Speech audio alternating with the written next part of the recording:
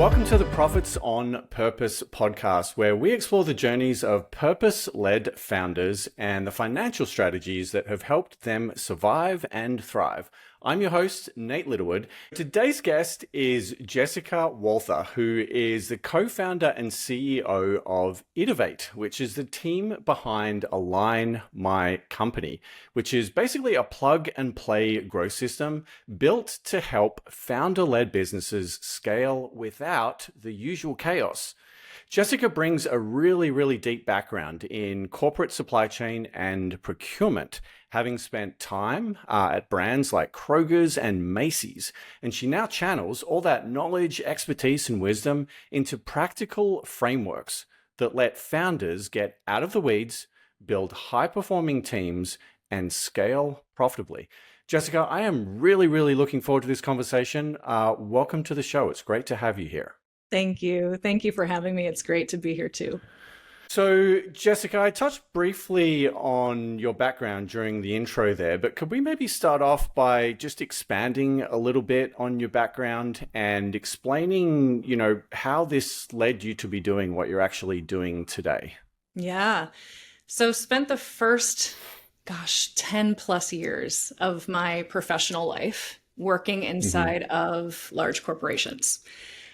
It was a great learning place. It gave me access to fantastic tools and systems and frameworks. And, when I was in corporate, I fit well inside of them until I didn't.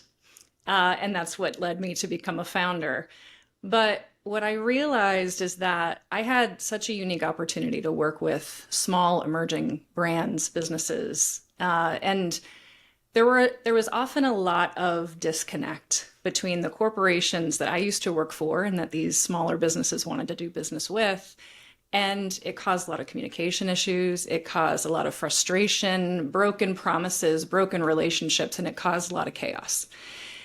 So being able to do some of that and heal some of that in the transactions that I was responsible for leading and solidifying with these businesses that had amazing innovations, amazing new perspectives on their industry. I'm like, how do we package all this up and make this repeatable?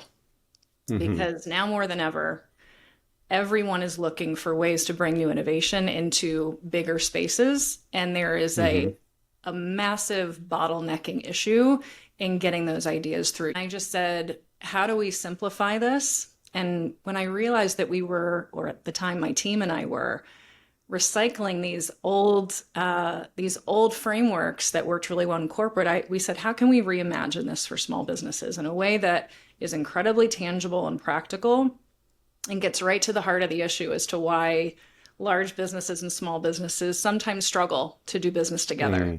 So, learned that experience in corporate and now bringing it to the small and mid-sized business world. Interesting. So if I'm understanding you correctly, you're kind of taking some of the best practices and wisdom from the way bigger companies do things and distilling it down and making it accessible and practical for smaller businesses. Is that about right? Absolutely. Okay, cool. So I want to understand this a little bit better from the founder's perspective. You and I, these days, we both work with, much smaller businesses than the ones that you're used to working with. How would a founder know that they have a problem that someone like you can potentially solve? Like, what are some of the warning signs or indicators that you would look out for? Realizing that you're at a threshold that you can't seem to break through. A lot of people talk about that in terms of revenue. That's a very clear metric where that frustration and that ceiling can be sort of felt.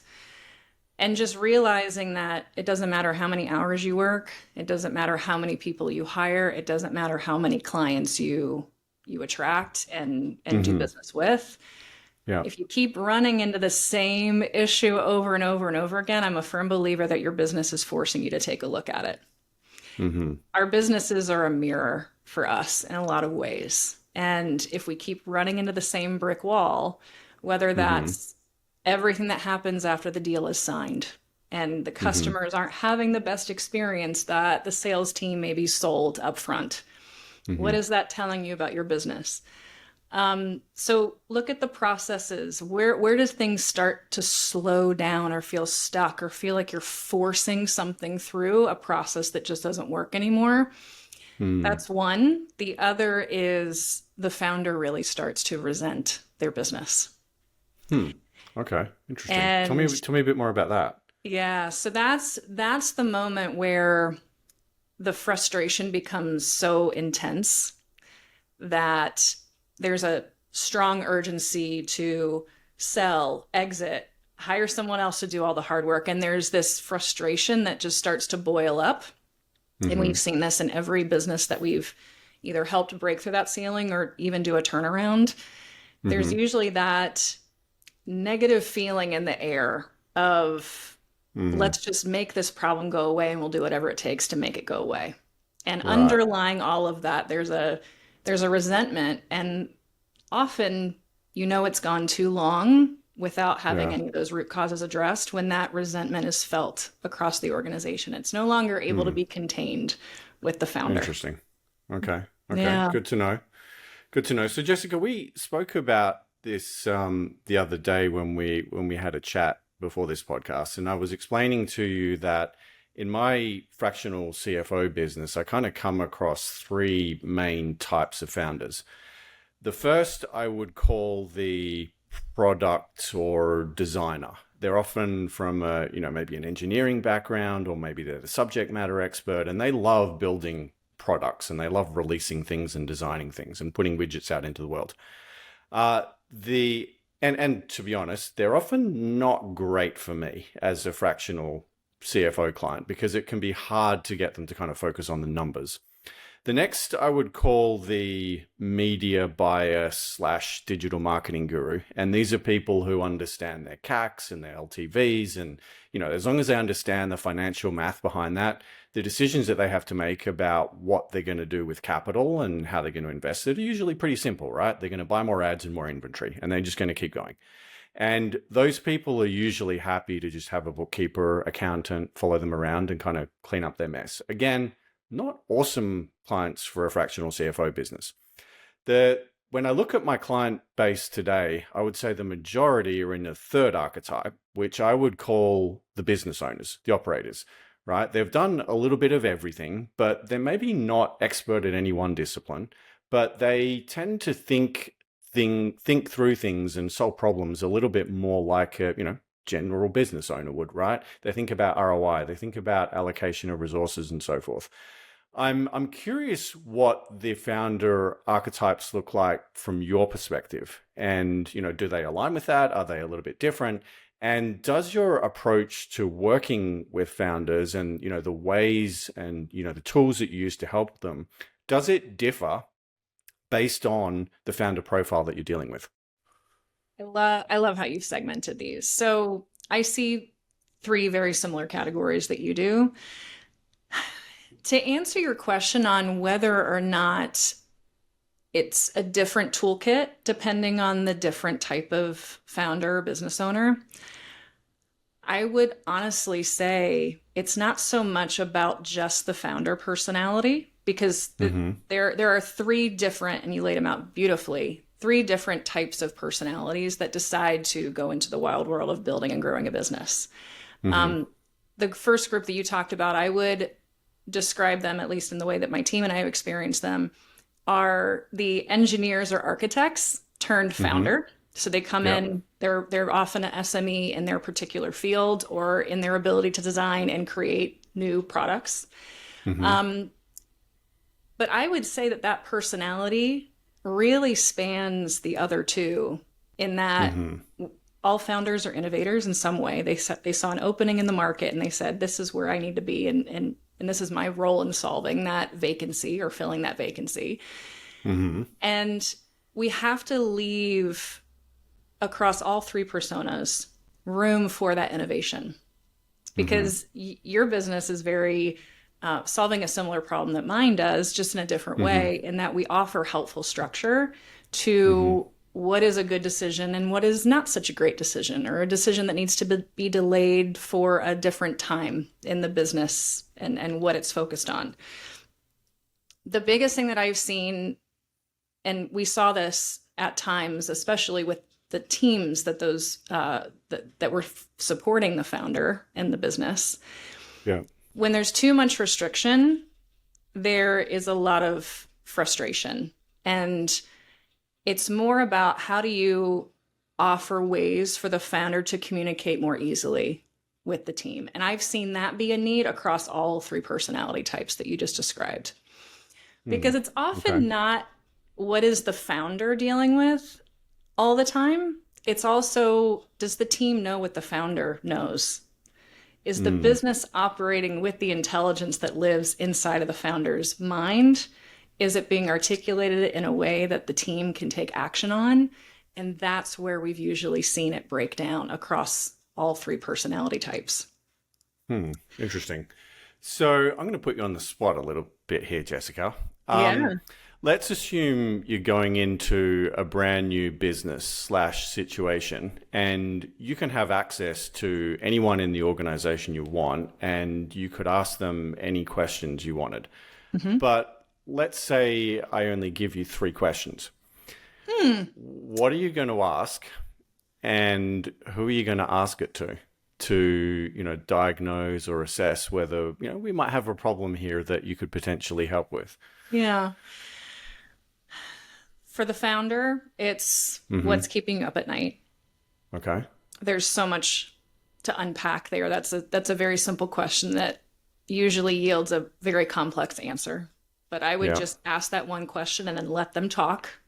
Yeah. And there's all kinds of parsing of what they said that give you a clue on what actually needs to be addressed. But that's step 1. Yeah.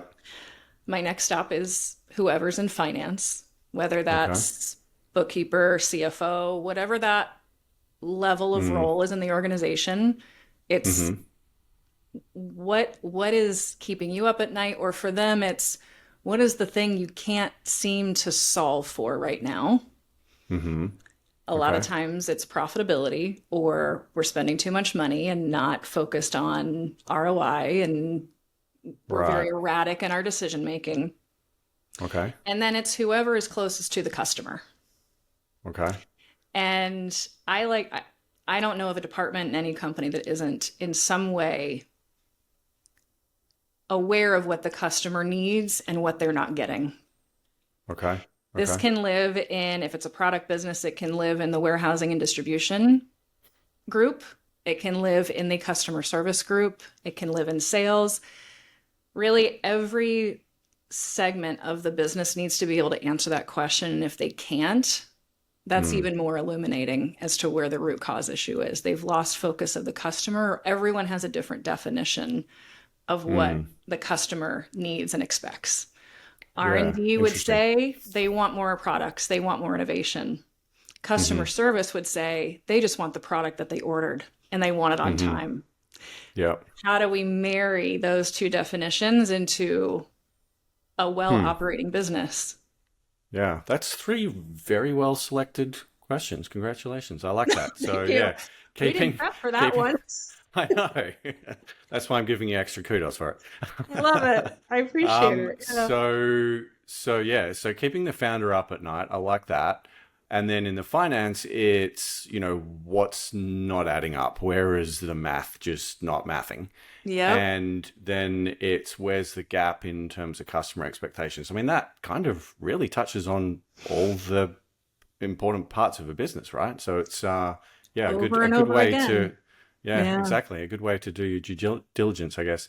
Yeah. Okay, so let's assume that we've gotten past this point and you're working with a founder and they have come to recognize or acknowledge that they are the bottleneck here and it's a problem that needs to be solved. Talk me through what do we do next? Like, how do we think about building out an org chart and what sort of help they should actually be looking for? And how do you stop them being a bottleneck and get them, unclogged? Yeah. So this is a practice that is used across many different business models. And it really is getting what lives in the founder's head and onto paper, because there's so much clarity that just through that exercise alone, awareness is gained. Mm-hmm. So I have them map out not the org chart that they think exists, but the org chart that actually exists. And Mm-hmm. one of the most transformative and starting points that we do with founders is map out all the roles that you're currently employing. Mm-hmm. How many hats are you wearing? And that's the common description that we've all heard for a long time. Mm-hmm. But there's such a grit about founders where unless they write it down, they're like, I can do it all. And they really Mm-hmm. actually believe that. And in some ways, all of us founders, we have a special uniqueness about us that we can push through certain boundaries of where we think Mm-hmm. we can't find that next gear. Well, we always find it. And that's partly of what holds us and our businesses back, is not being able to Mm-hmm. delegate and hand things off to people that we trust. Mm-hmm. So we map out that org chart as it is, and we even take a very simple org chart from maybe a completely different organization. And even if our company isn't that large yet, Mm-hmm. plot yourself in the boxes on the org chart and see how many roles you're currently holding. Okay, wait. So does it need to be a similar type of business? So I assume if we're getting an org chart from a bigger company, it should be, and we're an e-commerce business, it should be a larger e-commerce business. Is that right? Or I wouldn't be too worried about the vertical. I mean, there's very basic things, sales, marketing, right? product, customer, finance, Mm-hmm. HR, those quite common sort of segments that you would see in a business. Mm-hmm. So filling out those boxes on the org chart and Mm-hmm. making a very easy decision, and it's not always so easy, but trying to make it easy as possible. Circling that one role that you know you need to exit the most because you simply can't do it all as one person. A lot Right. of times that is a sales role Mm-hmm. that founders are seeing their own capacity be met and they're needing to add more people that can represent the brand with the same essence that the founder does. How do you close Mm-hmm. deals as that person that represents the company? Okay. So it's really looking through that org chart and saying, where am I forcing competency or forcing my time into a role that doesn't fit me anymore? Mm-hmm. Sales is one, accounting is another popular one, customer service or wherever project work lives, that's Mm-hmm. another one. Those are really the three main ones that I typically see. Okay. Interesting. Let me dive into that a little bit further. Hmm. One of the things that I think is true of a lot of founders and entrepreneurs is that we love learning and we love, acquiring new skills, whether it's, new marketing widgets, new tools, new product, AI, like this, that, whatever. Um, I found from my own personal experience as a founder that there was often not a great correlation between how much I enjoyed a certain discipline and how good at it I actually was and the results that I actually delivered. So there were some areas where, I just found them interesting and I kind of enjoyed learning it about it. And so I like to spend time on it. I've actually got a kind of zone of genius framework I take some of my clients through sometimes, Hmm. which would call this a hobby zone, right? You enjoy doing it, but you're not really, making much traction. But then you have another kind of quadrant of this framework, which is tasks that you're actually really, really good at. Like you enjoy doing them and you can get results. So how do you solve for that when you're kind of looking at this org chart and asking people to think, okay, where should you exit? How do you force people you know, to avoid the temptation of, staying in a role just because they enjoy it and, it's fun Yeah. versus a really frank and honest assessment of like, you're just not put on earth to be a marketer or a salesperson. I know you might Right. enjoy it, but like you do not belong in that seat. Right. How do you solve for that?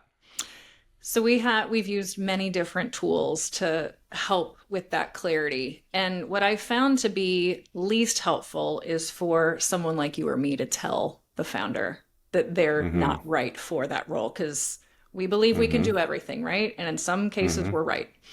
Mm-hmm.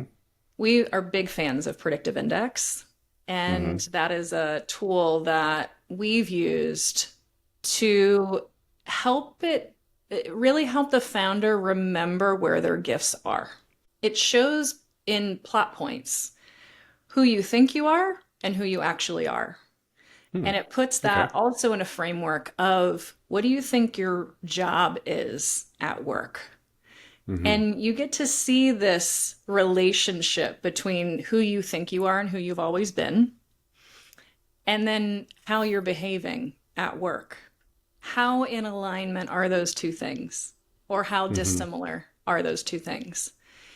And, our brains never turn off on the tasks that need to be done as founders in our businesses, right? So this is a really nice pause point of saying, here's where my genius lives, and here's where it doesn't. And this is a totally agnostic tool that lets me remember that and get out of the day-to-day and the, hamster on the wheel that lives in my brain of all the things I have to get done.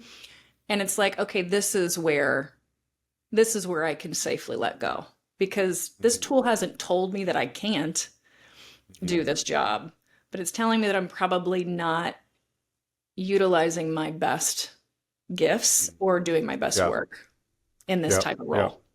Okay, interesting. And Yeah. would you say that this is the biggest mistake founders make in terms of misjudging their fit for certain roles? Or are there other mistakes you see founders commonly making when they go through this process? This part of the process is always very enlightening for them.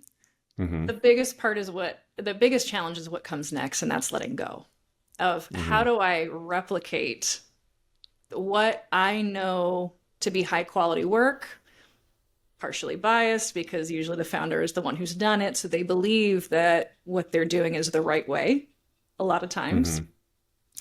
And it's really helping them decode, all right, how do I get over that in a way that makes me feel safe? Because a lot of times founders hold on to stuff because we're afraid that if we hand it off, the quality is going to plummet. Customers are going to stop having a great experience. We're going to lose customers. We're going to lose revenue, and our business is going to go under, right? We go through this trauma scenario. So that's where we really help the founder package up, okay, what's really important for you in how this process or how this role is carried out? We got to put that in a playbook, in a hiring guide, in something that captures the essence of how the founder was doing it. And it almost feels like their IP is baked into how the next person will do it. So that essence is protected. Yeah. And then through a training of founder to, the person that they're eventually going to hire to take over that role, that transition is a lot smoother. And it feels like support rather than letting go of control or losing control, because that's what often founders, there's a hesitancy to hold on so tightly to things that shouldn't be ours. So that's a really helpful transition to show that the quality of work can still be there even if someone else is doing it. Interesting. Okay, cool. So you said the other day that a lot of founders over optimize for looking fundable when they really need to be more focused on being scalable.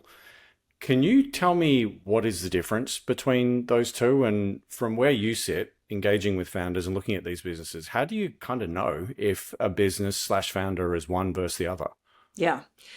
So the founder being too much in every aspect of the business, and that's often signal number one. It's the signal that investors are going to identify very early on. If the founder is in the middle of everything, the business is not scalable, and it's often compromising the value or the valuation of that business. So the days, especially for diverse founders of any kind, we already know the story of how capital is not so willingly given, and there's a challenge there that really is being presented to all founders, and that is, it's no longer just about market opportunity and being awarded funding as a result of how big the opportunity is. It's not just funding ideas anymore. It's showing the the scalability of that idea and in the market, and how can it be repeated, and how can it be profitable, and all these new kinds of questions that are being asked of any founder before capital is awarded. And that's a very different world than what we've seen in the last couple of decades. Mm-hmm. It's now very urgent that founders are able to articulate and show and demonstrate how the product or the service is repeatable and is high quality. Because a lot of investors are now saying, you don't need our capital. You just need to go figure out how to make it scalable. And then it's the chicken or the egg. The founder's like, well, I can't make it scalable until you give me funds to do it. So these are the types of questions that are being asked now. And that's why we've decided to make operations and organizational scaling a much easier thing to address, because the market is demanding it. Funders are demanding it. Now there's a lot of pressure to show and demonstrate profitability and scalability. And I mean, you know this, looking at financial statements and advising founders on this, operations is not a line item.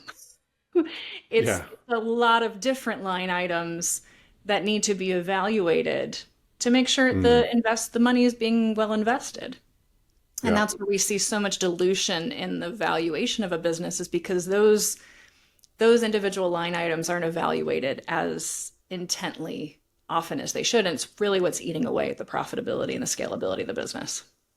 Got it. Okay. Interesting. So we've talked a lot so far about like people and systems and, org charts and the processes around people, but I don't want to mislead the audience into thinking that's all you do, because you've actually got a really, deep background in, supply chain and operations from what I understand. Mm-hmm. Could you talk a little bit about what the typical evolution of a CPG or an e-commerce business, like what does the evolution of their supply chain and operations footprint kind of look like over time? And what are the triggers or catalysts that we could be looking out for to know that it's time to step up to the next level, right? Mm-hmm. And, maybe we're starting out in a kitchen or a test kitchen somewhere. Like, how do we scale up? How do we go from there to co-packer to 3PL, this, that, whatever else we need? Yeah. Talk us through that journey. Yeah. Well, you've laid it out. You just kind of laid it out, a big portion of it. A lot of businesses in the CPG space start out as passion businesses. And sometimes they do start out in the home kitchen or in the test kitchen, or, lots of different ways a product can be started. And the D2C, direct to consumer market, is so much larger than it has ever been. And there are a lot of things that I've seen CPG brands go in and out of retail for very strategic and well thought out reasons. Because there is a complex way to scale a business, and there's a pretty simple way to scale the business. And a lot of times what founders I don't see asking soon enough is, what's my vision? Is it to always be D2C? Is it always to be B2B? What is that strategy and why? Well, hang on a sec. Let me ask you about that one. Yeah. Do you really think founders have a vision over the channel that they choose, or is the vision more about the problem that they're solving and the customers that they're solving it for, and then you kind of have to pick a channel along the way that like fits with the customer and the product? So, I mean, it can be both. It depends on. So there's revenue in both. In both ways. D2C, going the retail channel route, not even really having direct relationships with retailers, and having really strong distributor relationships that have the relationships with the retailers that you want to, be present in. You're right that they're solving a problem, but it's very easy to get distracted and think that the business hasn't made it until we're on the retail shelf, or the business hasn't made it until we have, such a strong following on Instagram that, we don't even need shelf space. We just go right to the customer. Right. So it's sometimes those boxes that I see, especially CPG founders, putting themselves in.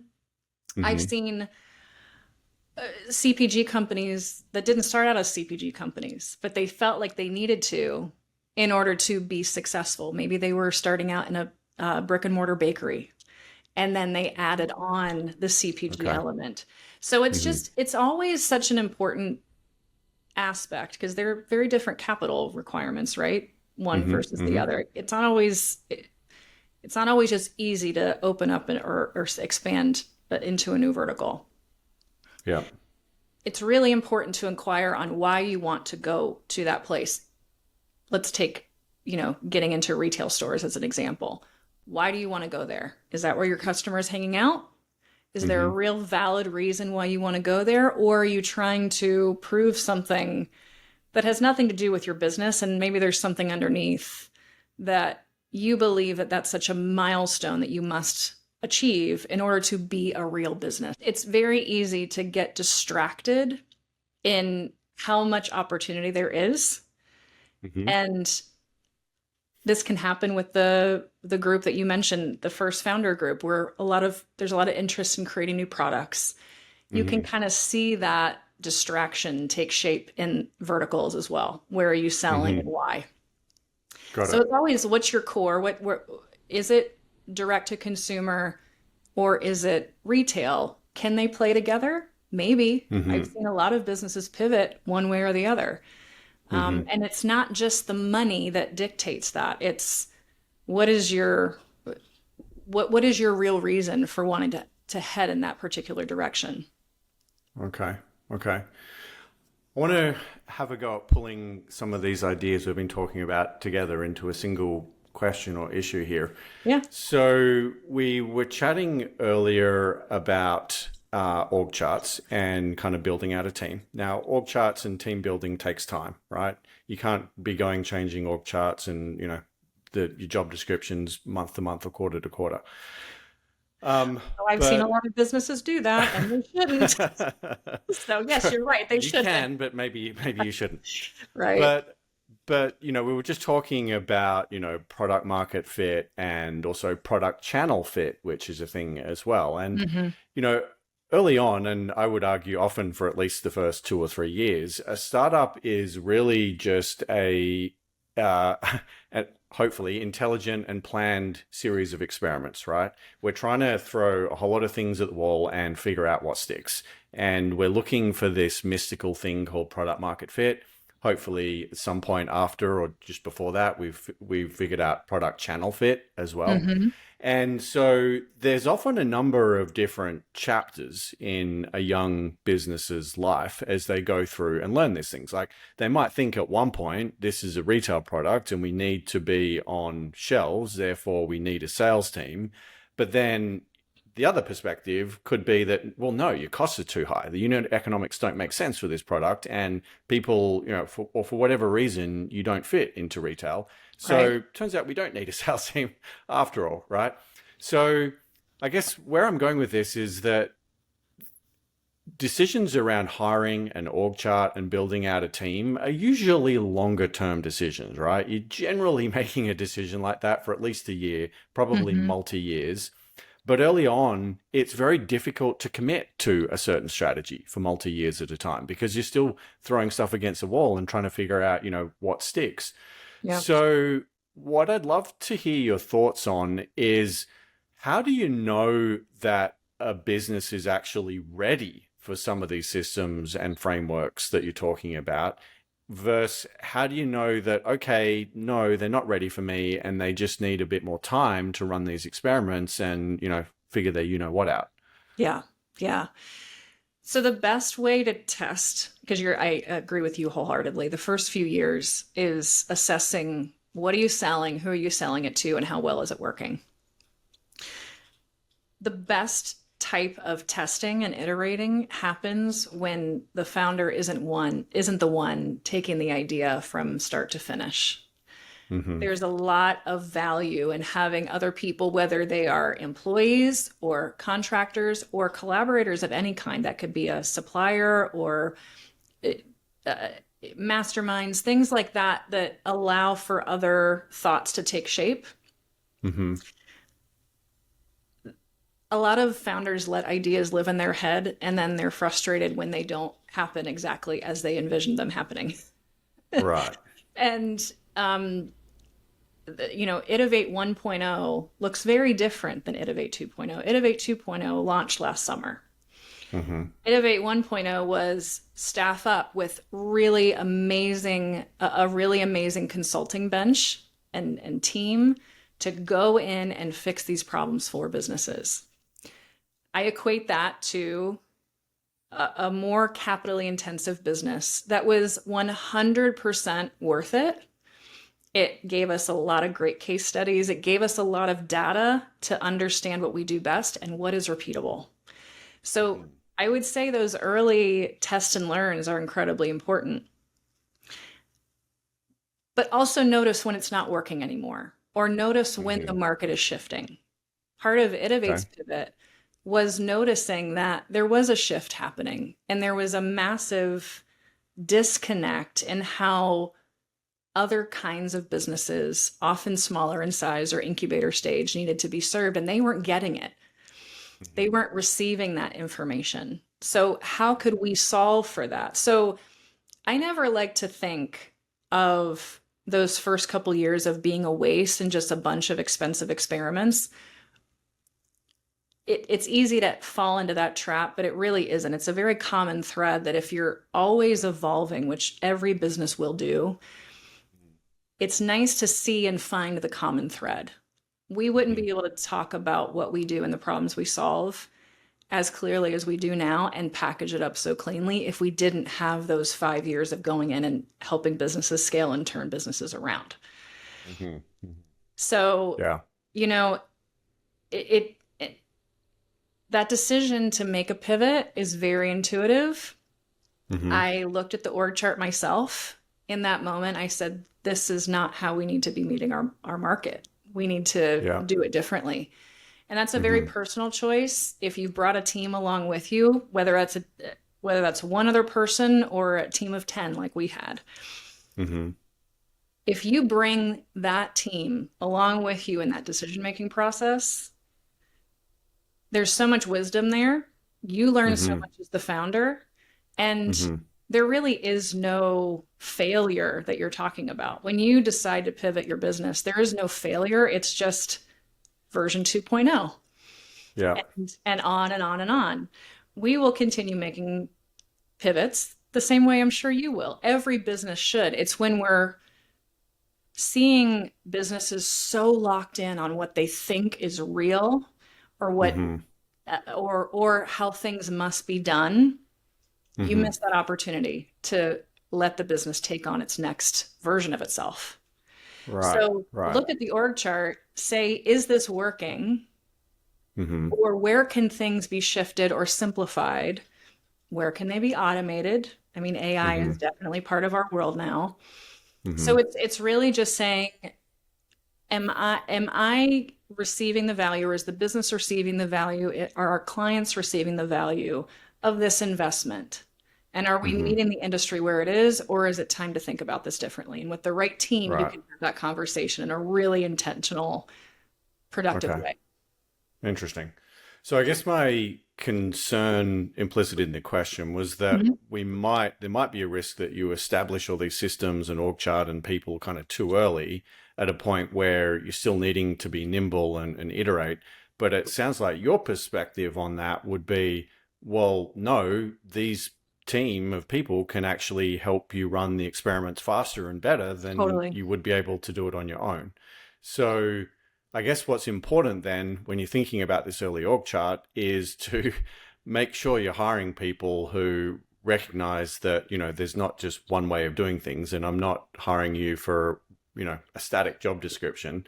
You're going to be an explorer with me, and we're going to be testing out ideas, and what you end up doing a year from now could be quite different to what I'm hiring you for today. Absolutely. Is that fair? Yeah. Absolutely. Okay. And you can have this very open conversation with the team that you've hired. Again, if you've helped them understand what their gifts are and you've been very upfront, as you outlined, here's what the startup experience looks like. It's very different than corporate. It's very different than working in a traditional office setting. And we use tools to help verify that that person knows what they're signing up for, because I do feel like that's not only good for the business, but it's good for the culture if you help people understand the differences of entering in a work environment like that. Hmm. But it's a lot more fun. And if you keep those systems in place, Yeah. and it offers structure for the creativity and the evolution to Mm. happen. When those Hmm. structures aren't in place, it looks like chaos and it looks like Hmm. frustration and it looks like a lot of that work falling back on the founder's shoulders. And that's where we talked about the resentment. That's how the resentment can set in, is that they felt like they Yeah. were never able to fully hand something off. So I think you Hmm. explained it really well in Hmm. being upfront about what the experience is like and then building to that Yeah. kind of opportunity. Yeah. Yeah. Okay. Makes sense. Which would you say is the more common bottleneck? Is it people or supply chain and physical things? Or is one really just a reflection of the other? I was hoping you would make that correlation because I was kind of in my head saying, what's the difference? Mm. Um, Processes aren't living, breathing things until Hmm. you put the people in the mix or the product in the mix. There is no process without people. At some point, there is a supplier and there is a customer. Hmm. And we don't have, I don't think, bot-based customers yet. I mean, maybe someone could challenge me on that, but I think we're still in the world where Hmm. humans, do business together. And I really like that world with the supplement of technology, of course. The process is what connects the people. That's how I see Hmm. it. There's a lot of wisdom on how processes can be optimized by the people who run them every day. Of course, there's Hmm. data. Of course, there's so much information in the form of numbers and other things that clue us in on things.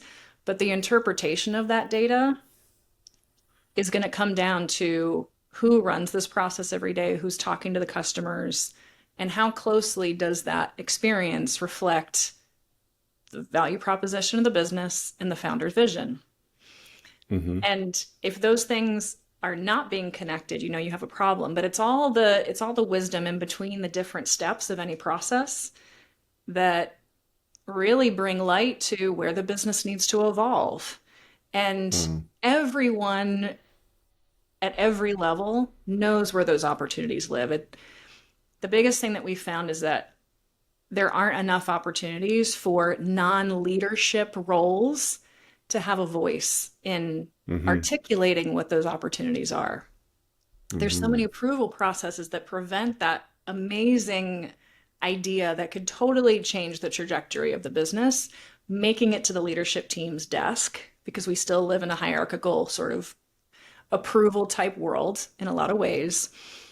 There's this gap in how these other ideas can flow to the top and be experimented and iterated on and tested. So I stand by my decision of what's the difference between process and people, because it's by the two combined that they work together. I don't see a business run well where both aren't in place. And I've seen the magic of what happens when the two are in place. I think they're very symbiotic if done well. Okay. Interesting. So one and the same, really. Okay. That makes Yeah. sense. Yeah. So, Jessica, I have decided to introduce a new ritual on this podcast, and you happen to be the first person to be We're making it a subject to ritual. I this. love it. All right. Lay it on So me. this, ladies and gentlemen, I've decided to make a standardized question in all of these podcasts, which is, and by the way, I think it would be cool if you answered this from two different perspectives. One from the perspective of your own business, and the other from the perspective of a, CPG slash ecom founder, Hmm. which, I understand you work with quite a bit. Hmm. So what is your favorite business KPI or performance metric, and why? Okay. So I get this question a lot, and everyone Mm-hmm. wants to know the favorite or the best thing to measure. There is no one metric that is like the silver bullet, the gold star. There is no single metric that Mm. can be chosen. to just make everything start to click and everything starts to work and take off. The way that I talk about it is revenue. You want to know what your top line is. There has to be something about how much money is actually in the business. Mm-hmm. That would be As the second in one. cash? Could be Is that how you're cash. measuring it, or some other I would way? even take gross margin. I would take something Mm-hmm. that says, what is the real money that is in the Mm-hmm. business in some form or fashion that is tangible? Not, Okay. oh, we can make payroll again this month, so we must be doing well because our revenue covered up all of our operational and organizational sins. Right. So we've got revenue, we've got Yeah. some sort of profitability metric, some sort of real money, real value in the business. Mm-hmm. And then to answer your question, culture. There has to be some sort of culture metric. The one Hmm. that we use quite a bit, and this is what put Itivate on the map, is we started measuring burnout in an organization. And we How do you didn't measure do burnout? so many different ways. Hmm. Talking with your people and having a way to make it clear as day that culture is just as important, and there's a strong correlation between revenue and profitability based on how well Mm-hmm. culture is doing. This could look Mm-hmm. like Mm-hmm. surveys. This could look like, and it doesn't have to be, a culture survey or something super intense. It can be a very simple measurement of how are people coming into work every day? How can Yeah. that self evaluation process be anonymously captured and put as a marker right next to all of the other metrics that are so well known and appreciated? Mm. And you know, when we first started doing this, everyone thought, "Oh, well, this is an HR thing." This is not an HR thing. This is a business longevity thing. This is a overall health and viability of the business. Because if you don't have that culture piece well measured and intact, your customers are going to feel it, your investors are going to feel it, and it's this, you make the intangible feel tangible. And when you put all those metrics next to each other, you start to see what happens to revenue and profitability when culture is low or when it is high. So we do a burnout score. It's 0 to 10. What's your level of burnout? And 0 is I'm on a cloud, I have no stress. Never seen that before, by the way. When you're inching into that 10 range, you know something is about to break, whether it's the organization itself from a people standpoint or a process standpoint. Because when people are stressed, they cut corners, they start doing their own thing, and that presents risk to the business itself. Mm-hmm. So by normalizing that conversation, it lets people see, oh, this is a very tangible thing that can be measured if we start measuring it and if we make it easy to measure. But it's really the relationship between all those metrics that really tell the full business story. Yeah. So it's a Yeah. leading indicator. That culture is a leading indicator Mm. where revenue and profitability are typically what's happened already. Yeah. Yeah. I like that. I like that. I mean, culture is what determines how people rock up to work, and how people rock up to work determines how well they do their job, and how well they do their job is going to determine how much revenue the business makes, and how tuned in to customers and how responsive they are. So it's Yep. yeah, all makes sense. I like it. I like it. Well, Jessica, unfortunately, this conversation must come to an end very soon. I have thoroughly enjoyed hanging out with you You and too. chatting. Before we wrap things off here, where should people go if they would like to learn more about you and what you're up to, the programs you're on, all that fun stuff? Yeah. Find me on LinkedIn. That's my main platform where I hang out. If you message me, I will respond, and it will actually be me responding. Um, there are a lot of good conversations that can start on LinkedIn. And so that would be stop one. The other one is go to our business website, which is www.itivate.com, Mm-hmm. or you can email us at hello@itivate.com. Okay, perfect. Well, thank you again, Jessica. Been lovely having you on the show, and thank you Thank you. for sharing all your wisdom and perspective on all things supply chain and people and organizations and growth. It's been a great conversation, and hope to speak with you again. Take care. Absolutely. Thank you.